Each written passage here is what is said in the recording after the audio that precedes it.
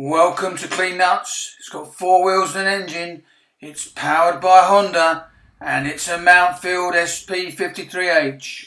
51-inch cutting width, 5 cutting heights, 60-litre collector, self-propelled, and the all-important powered by Honda. So you need some oil, some spanners, some petrol and a knife.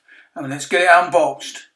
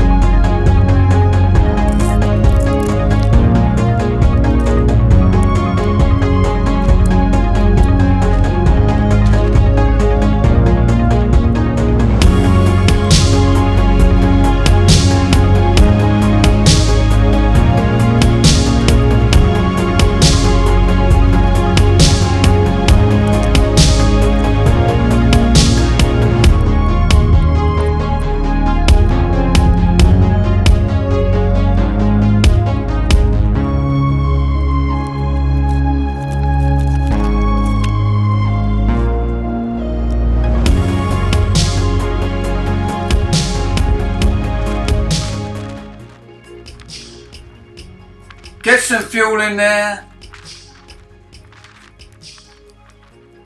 some SA30 motor oil, up to the mark. Let's go for first start.